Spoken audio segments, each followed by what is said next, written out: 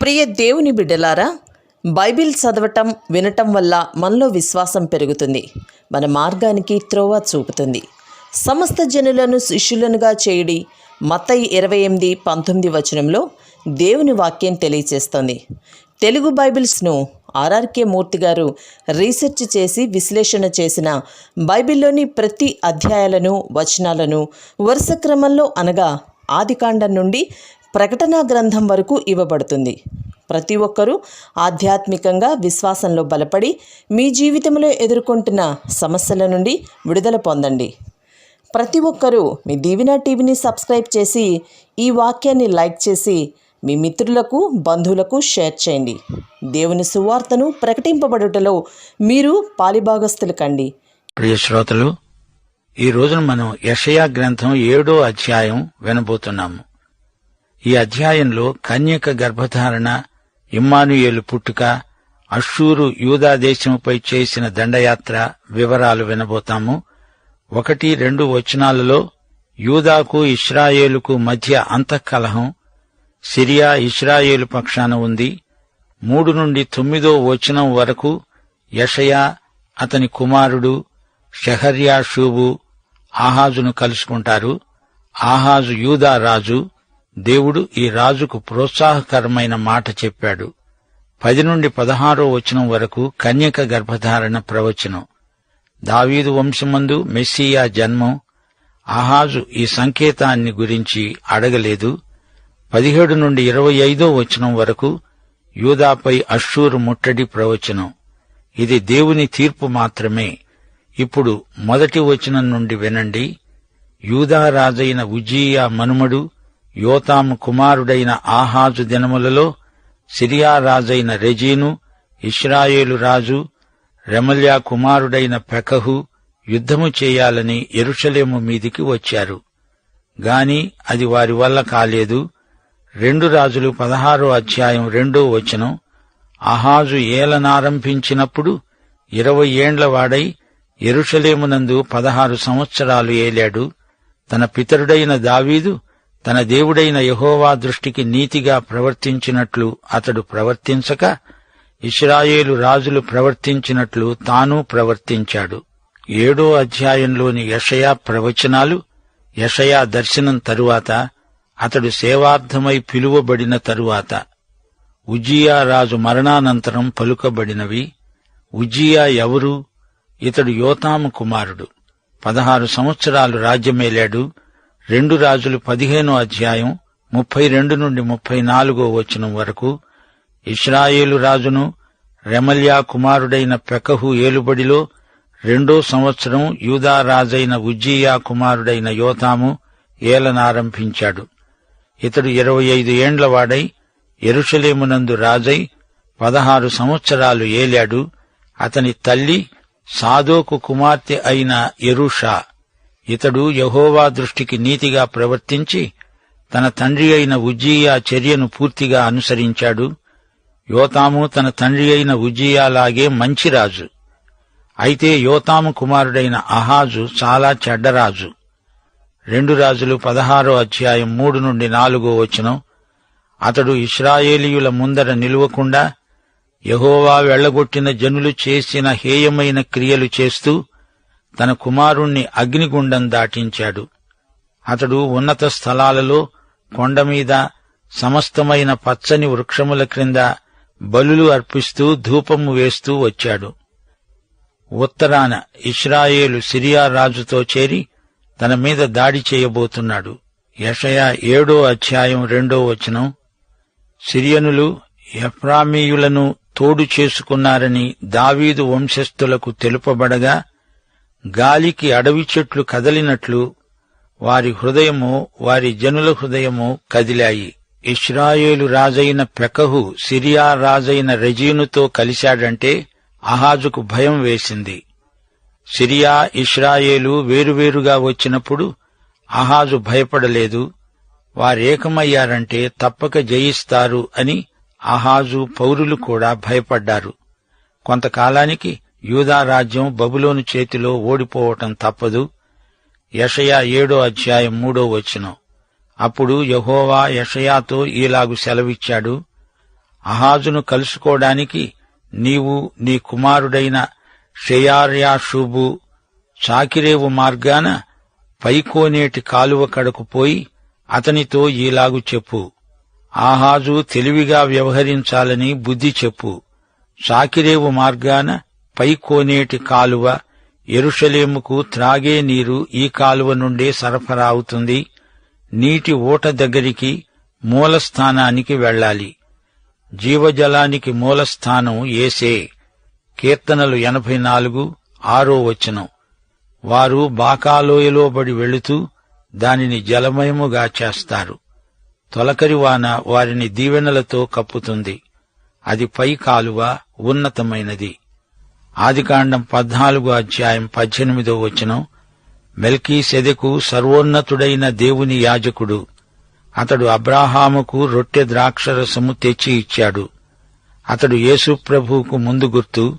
చాకిరేవు మార్గము, పైకోనేటి కాలువ, ఎత్తుగా ఉన్న ఈ మార్గాన నడిస్తే బాటసారుల పాదాలు శుభ్రంగా ఉంటాయి. పై మార్గం యేసే. సామెతలు 16:17 చెడుతనమును విడిచి నడవటమే యథార్థవంతులకు రాజమార్గం. ఈ మార్గం యేసుక్రీస్తే. ఇది పరిశుద్ధులు నడిచే మార్గం. యెషయా 35:8 కూడా ఇదే రాజమార్గం పేర్కొనబడింది. అక్కడ దారిగా ఉన్న రాజమార్గం ఏర్పడుతుంది. అది అపవిత్రులు పోకూడని మార్గం. అది మార్గమున పోయేవారికి ఏర్పరచబడుతుంది. మూఢులైన దానిలో నడుస్తూ త్రోవ తప్పరు. యేసుప్రభువే మార్గము, సత్యము, జీవము. కీర్తనలు 84:5 నీ వలన బలమునొందు మనుష్యులు ధన్యులు. యాత్ర చేసే మార్గములు వారికి అతి ప్రియములు.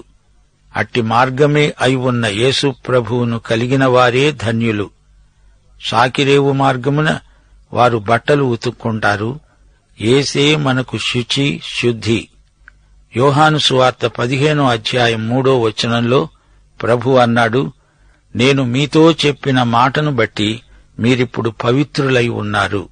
ప్రియ శ్రోతలు, వింటున్నారా? అహాజు రాజును కలుసుకోవడానికి యెషయా వెళ్లిన స్థలం ప్రవచనాత్మకమైనది.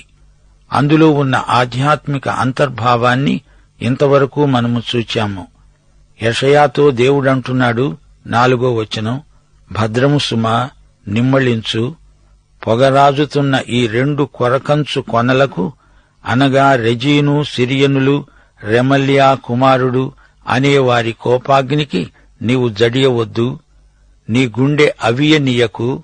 సిరియా, ఎఫ్రాయిము, రెమల్యా కుమారులు నీకు కీడు చెయ్యాలని ఆలోచిస్తూ మనము యూదాదేశము మీదికి పోయి దాని జనులను భయపెట్టి దాని ప్రాకారములను పడగొట్టి టాబెయేలు అనేవాని కుమారుణ్ణి దానికి రాజుగా నియమిస్తాను రండి అని చెప్పుకున్నారు. అయితే ప్రభువైన యెహోవా ఈలాగు సెలవిస్తున్నాడు, ఆ మాట నిలువదు, జరగదు. దమస్కు సిరియాకు రాజధాని, దమస్కునకు రెజీను రాజు. 65 సంవత్సరాలు కాకమునుపు ఎఫ్రాయిము జనము కాకుండా నాశనమవుతుంది. షోమ్రోను ఎఫ్రాయిమునకు రాజధాని, షోమ్రోనుకు రెమల్యా కుమారుడు రాజు. మీరు నమ్మకపోతే స్థిరపరచబడరు. దేవుడు స్పష్టం చేస్తున్నాడు, అహాజు తెలుసుకోవాలి. ఉత్తరాన 2 శత్రురాజులు ఏకమయ్యారు. దానికి రాజు భయపడనక్కర్లేదు. శత్రురాజులు ఓడిపోతారు. అయితే ఆహాజు ఒక పట్టాన నమ్మే మనిషి కాడు. అతడు సందేహాల పుట్ట. యెషయా ప్రవచనాలు నిజమని ఆహాజు చేత ఎలా ఒప్పించాలి? నమ్మకపోతే మీరు స్థిరపడరు అంటున్నాడు దేవుడు. మన విశ్వాసానికి బలమైన, స్థిరమైన ఆధారం ఉన్నది. యేసుక్రీస్తే మన పునాది. ఆయన దేవుని కుమారుడు. ఆయన చనిపోయి పాతిపెట్టబడి తిరిగి లేచాడని చరిత్ర చెబుతున్నది. ఈ విషయాన్ని మనము కాదనలేము. 1 కొరింథీ 3:11 వేయబడినది తప్ప మరొక పునాది ఎవడునూ వేయనేరడు. ఈ పునాది యేసుక్రీస్తే. ఈ విషయాన్ని నమ్మిన వానికి, అనగా రక్షించే విశ్వాసము గలవానికి స్థిరమైన పునాది, నిలకడగా ఉంటుంది. దేవుణ్ణి తెలుసుకోవాలంటే నీ పాపాలను ఒప్పుకోవాలి, విడిచిపెట్టాలి. ఆహాజు విషయం కూడా అంతే. 10వ వచనం, యెహోవా ఆహాజునకు ఈలాగు సెలవిచ్చాడు, నీ దేవుడైన యెహోవా వలన సూచన అడుగు, అది పాతాళమంత లోతైనా సరే, ఊర్ధ్వలోకమంత ఎత్తైనా సరే. శ్రోతలు గమనించండి, ఆహాజుకు విశ్వాసం బొత్తిగా లేదు. ఆహాజు వేషధారి, అతని భక్తి కేవలం నటన, బూటకం. 12వ వచనంలో అంటున్నాడు, నేను అడగను, యెహోవాను శోధింపను. చూడండి, ఇతని మాటలు కేవలం నటన. చక్కగా మాట్లాడుతున్నాడు గాని అతనిలో విశ్వాసం ఏమాత్రమూ ఉన్నట్లు కనిపించదు. అయ్యో వేషధారులకు శ్రమ! యెహోవా ప్రవక్త ద్వారా అన్నాడు, దావీదు వంశస్థులారా వినండి, మనుష్యులను విసిగించటం చాలదనుకొని నా దేవుణ్ణి కూడా విసిగిస్తారా? నేను దేవుణ్ణి శోధించను అంటున్నాడు ఆహాజు.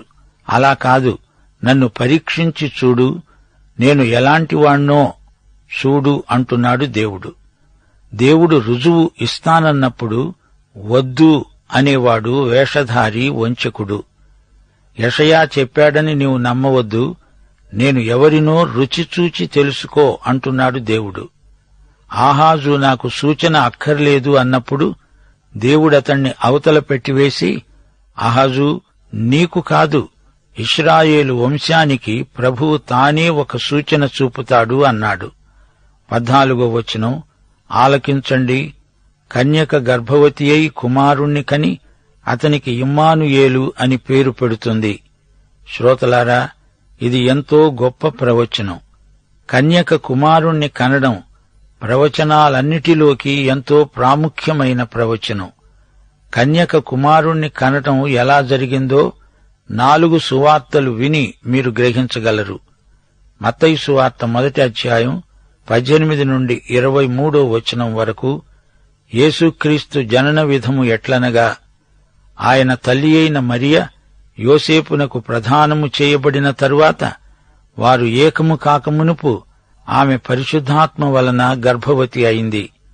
ఆమె భర్తయైన యోసేపు నీతిమంతుడై ఉండి ఆమెను అవమానపరచనొల్లక రహస్యముగా ఆమెను విడనాడనుద్దేశించాడు. అతడు ఈ సంగతులను గురించి ఆలోచించుకుంటూ ఉండగా, ఇదిగో ప్రభువు దూత స్వప్నమందు అతనికి ప్రత్యక్షమై, దావీదు కుమారుడవైన యోసేపు, నీ భార్య అయిన మరియను చేర్చుకోవడానికి భయపడవద్దు. ఆమె గర్భము ధరించినది పరిశుద్ధాత్మ వలన కలిగినది. ఆమె ఒక కుమారుణ్ణి కంటుంది.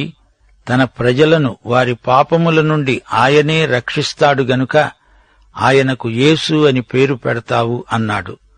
ఇదిగో కన్యక గర్భవతి అయి కుమారుణ్ణి కంటుంది. ఆయనకు ఇమ్మానుయేలు అని పేరు పెడతారు అని ప్రభువు తన ప్రవక్త ద్వారా పలికిన మాట నెరవేరేటట్లు ఇదంతా జరిగింది. ఇమ్మానుయేలు అనే పేరుకు భాషాంతరమున దేవుడు మనకు తోడు అని అర్థం.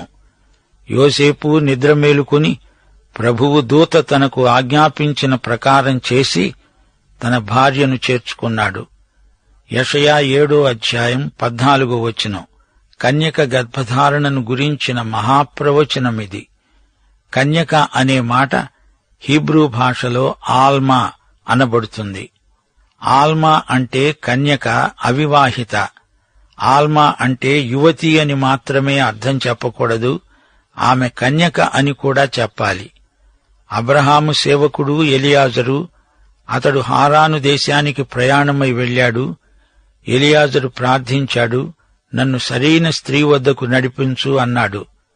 ఆదికాండం 24వ అధ్యాయం 16వ వచనంలో ఆ చిన్నది మిక్కిలి చక్కనిది, ఆమె కన్యక, ఏ పురుషుడునూ ఆమెను కూడలేదు అని చెప్పబడింది. చిన్నది అనే మాట హీబ్రూ భాషలో నయారా. ఆమె కన్యక అని స్పష్టంగా చెప్పబడింది. ఆదికాండం 24వ అధ్యాయం 43వ వచనంలో ఎలియాజరు అన్నాడు, నేను ఈ నీళ్ల బావి వద్ద నిలిచి ఉండగా నీళ్లు చేదుకోవడానికి వచ్చిన చిన్నదానితో నీ కడవలో నీళ్లు కొంచెము నన్ను తాగనిమ్మని అడుగుతాను, అని చెప్పినట్లు తన ప్రార్థన అనుభవాన్ని వారితో పంచుకున్నాడు. ఆల్మా అనే మాట ఇక్కడ వాడబడింది. ఆమె కన్యక అని చెప్పబడింది. యెషయా ప్రవచనాన్ని మత్తయి ఉదహరించాడు. కన్యక గర్భము ధరించి కుమారుణ్ణి కంటుంది. అతని పేరు ఇమ్మానుయేలు. సువార్తల్లో ఇమ్మానుయేలు అనే పేరు ప్రత్యేకంగా ఎక్కువగా చెప్పబడలేదు. ప్రవచనంలో మాత్రం ఈ పేరు ఉంది. ఆయన పేరు యేసు. ప్రవచన నామం ఇమ్మానుయేలు. ఇమ్మానుయేలు అనగా దేవుడు మనకు తోడై ఉన్నాడు అని అర్థం. యేసు అనగా తన ప్రజలను వారి పాపముల నుండి రక్షించేవాడని అర్థం. యేసు అని ఆయనను పిలిచినప్పుడెల్లా దేవుడు మనకు తోడై ఉన్నాడు అనే ప్రవచనం నెరవేరినట్లే. ఆయన దేవుడు, ఆయన మనకు తోడై ఉన్నాడు. ఆయన మన పక్షాన ఉన్నాడు. ఆయన కన్యకకు జన్మించాడు. ఆయన మన రక్షకుడు. ఆయన యందు మనము సర్వమానవత విశ్వాసముంచాలి. కన్యక గర్భధారణ ప్రవచించబడింది. యెషయా ద్వారా పలుకబడిన ప్రవచనాలు ఎన్నో నెరవేరాయి. అందుచేత ఇది కూడా నెరవేరుతుందని నాటి ప్రజలు నమ్మారు. హిజ్కియాను గురించి, అష్షూరు రాజ్యమును గురించి యెషయా ప్రవచించాడు. అష్షూరు యెరూషలేముపైకి దండెత్తి వచ్చింది. అష్షూరు రాజు 1,50,000 మంది సైనికులతో దండెత్తి వచ్చాడు. యెరూషలేము పట్టణం శత్రువుల చేతిలో పడుతుందేమో అనుకున్నారు. కాని హిజ్కియా దేవాలయంలోకి వెళ్ళాడు. దేవుని సన్నిధిలో మోకరించాడు, ప్రార్థించాడు. అప్పుడు యెషయా అతని దగ్గరికి వచ్చాడు. రాజా, నీవు భయపడవద్దు అని ధైర్యం చెప్పాడు. అష్షూరు ఏమీ చేయలేదు. యెరూషలేముకు శత్రువు బాణం ఒక్కటీ తగలదు అని ప్రవక్త చెప్పాడు. 1,50,000 మంది సైనికులలో ఒక్కడు కూడా ఒక్క బాణం కూడా వేయలేకపోయాడు. ఈ విధంగా యెషయా ప్రవచనం నెరవేరిందని అందరికీ తెలిసిపోయింది. అష్షూరు యెరూషలేమును పట్టుకోలేకపోయింది. అలాగే కొత్త నిబంధనలో యేసుక్రీస్తు కన్యక గర్భాన పుట్టినప్పుడు యెషయా ప్రవచనం నెరవేరింది. 15వ వచనం, కీడును విసర్జించడానికి, మేలును కోరుకోవడానికి తెలివి వచ్చినప్పుడు అతడు పెరుగు తేనె తింటాడు. పెరుగు తేనె బీదల ఆహారం. యేసుక్రీస్తు ఒక నిరుపేద గృహములో జన్మించాడు. 16వ వచనం, కీడును విసర్జించడానికి, మేలును కోరుకోవడానికి ఆ బాలునికి తెలివి రాకముందు నిన్ను భయపెట్టే ఆ 2 రాజుల దేశము పాడుపెట్టబడుతుంది. ఈ వచనం మెస్సియా రాకడతో నెరవేరింది. అహాజుకు ఇది అర్థం కాలేదు. ప్రియ శ్రోతలు, ఈ అధ్యాయంలో అహాజు రాజు ఎంతో భయపడ్డాడు. అతని గుండెలు అవిసిపోయాయి. 2 శత్రురాజులను గురించి రాజు ఆందోళన చెందాడు. సిరియా రాజ్యము, ఇశ్రాయేలు రాజ్యము ఏకమై యూదా రాజైన అహాజు మీదికి దండెత్తి వస్తాయని, అష్షూరు, ఈజిప్టు కూడా ఏకమయ్యాయని విని అహాజుకు గుండె దడ పుట్టింది. పరిస్థితులు వ్యతిరేకించినప్పుడు దేవుని వైపు తిరగాలి. కాని అహాజు తన సొంత తెలివిపై ఆధారపడ్డాడు. అష్షూరుతో సంధి చేసుకున్నాడు. కాని అష్షూరు సంధి నిబంధనను భంగం చేసింది. 10 నుండి 13వ వచనం వరకు దేవుడు సూచన చూపుతానని చెప్పాడు.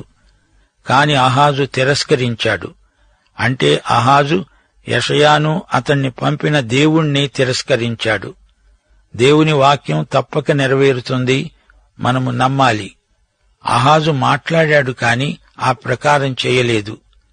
14 నుండి 25వ వచనం వరకు సిరియా, ఇశ్రాయేలు రాజ్యాలు దండెత్తలేదు, అట్టి ప్రయత్నమూ చేయలేదు. ఇప్పుడు అష్షూరు విజృంభించింది. క్రీస్తుపూర్వం 722లో అష్షూరు యెరూషలేమును ముట్టడించింది. దానితో ఇశ్రాయేలు జాతి పూర్తిగా పరాజయం పొందింది. హిజ్కియా రాజు కాలంలో అష్షూరు దండయాత్ర చేసింది. దేవుడు వారిని ఓడించాడు.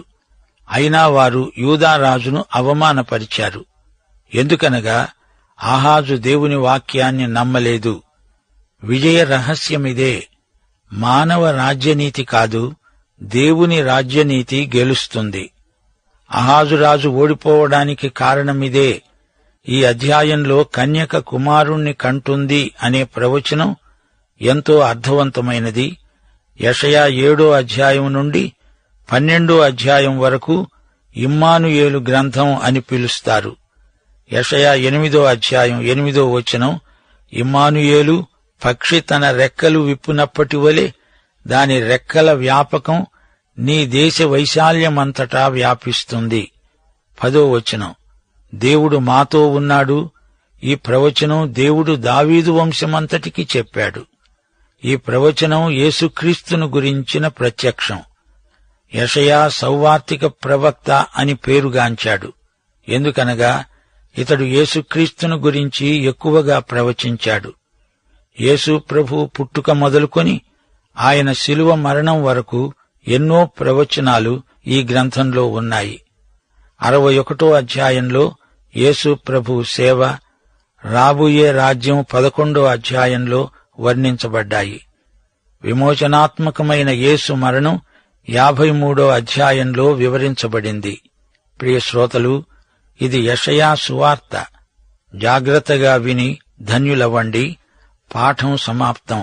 ప్రభువైన యేసుక్రీస్తు వారి కృప, తండ్రి అయిన దేవుని ప్రేమ, పరిశుద్ధాత్మ యొక్క అన్యోన్య సహవాసము మనకందరికీ సదాకాలము తోడై ఉండునుగాక. ఆమేన్.